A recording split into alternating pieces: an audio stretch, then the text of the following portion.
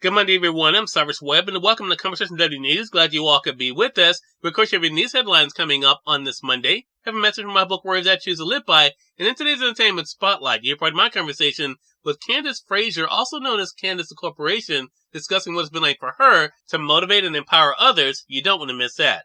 Enjoy today's broadcast. For Conversation W News, I'm Cyrus Webb with your Monday headlines. In Mississippi news, Mississippi has lowest rate of homelessness in U.S., says WJTV Channel 12. As homelessness skyrockets across the country, Mississippi's numbers are trending in the right direction, says WJTV. According to USA Facts, 3.3 out of 10,000 people experienced sheltered homelessness in Mississippi last year, with 982 people experiencing homelessness in Mississippi in 2023. The state has the lowest rate of homelessness nationwide. This accounts for about 0.0015% of America's homeless population. This is over 5 times lower than Mississippi's share of the country's overall population.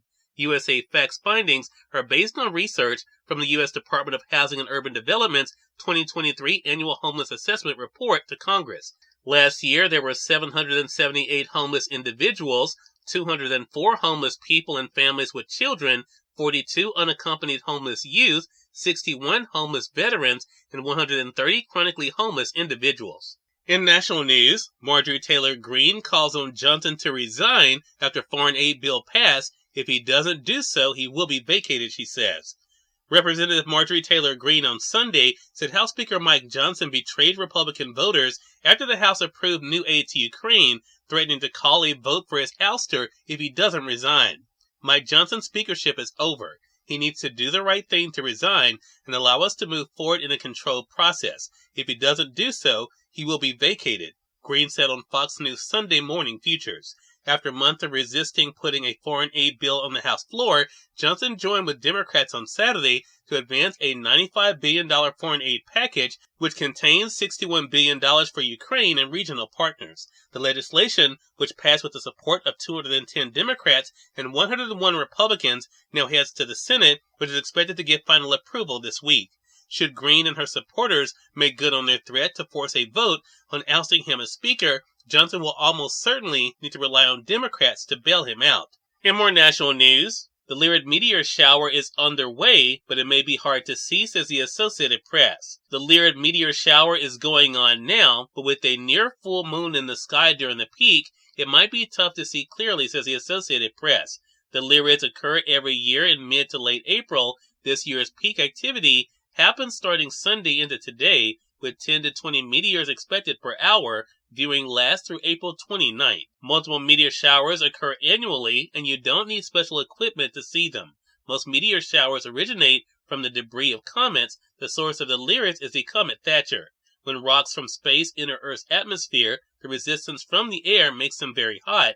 This causes the air to glow around them and briefly leaves a fiery tail behind them, the end of a shooting star. The glowing pockets of air around fast-moving space rocks, ranging from the size of dust particles to a boulder, may be visible in the night sky, says the Associated Press.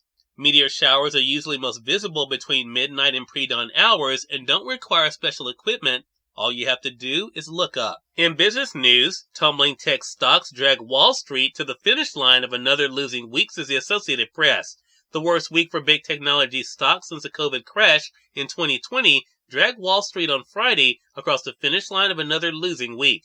The S&P 500 dropped 0.9% to close out its third straight losing week. That's its longest such streak since September, before it broke into a rump that sent it to a string of records this year. The Nasdaq Composite sank 2%. The Dow Jones Industrial Average, which has less of an emphasis on tech, was an outlier and rose 211 points, or 0.6%.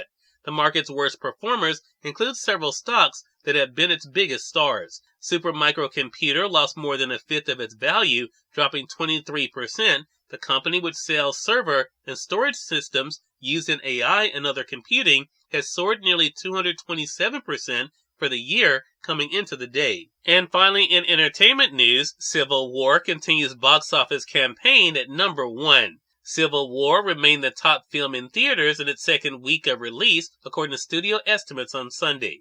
The A24 election year gamble, the indie studio's biggest budgeted film yet, took in $11 million in ticket sales at 3,900 theaters over the weekend. But that made the top 5 movies over the weekend. Number 1, Civil War with $11 million.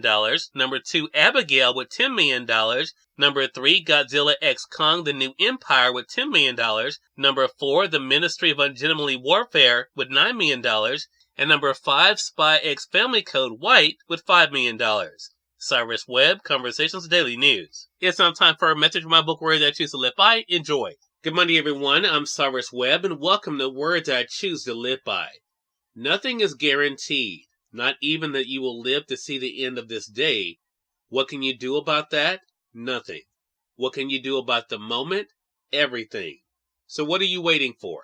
Live your life with purpose and passion, savoring every moment you have to make a difference. Have an amazing Monday. We are part of my conversation, Congo with Candace Frazier, a.k.a. Candace the Corporation, in today's Entertainment Spotlight. Stay with us. You're listening to Conversation Daily News. For Conversation Daily News, I'm Cyrus Webb with Entertainment Spotlight. Candace Frazier, also known as Candace the Corporation, joined me on Conversations Live, the radio show, to talk about what it's been like for her to motivate and empower others. Here's a bit of our conversation. Candace, thank you again for dropping by. I really appreciate the time. Thank you. Thank you so much for having me. I'm excited to be here. Yeah, the pleasure's definitely all mine, Candace. So, Candace, you have been able to do a lot of things that are not only making an impact in the lives of others, but also reminding people of what's possible, which for me is so important. What has that been like for you? I know you stay busy, but what has it been like for you to kind of step back and to think about all the great things that you've been able to do? Well, when I step back and think about it, I honestly, with my perfectionism, I just want to do more. I want to do more to help the community. I want to do more to help people that remind me of myself and how I got started, so that I can make a greater impact on the world. Got you.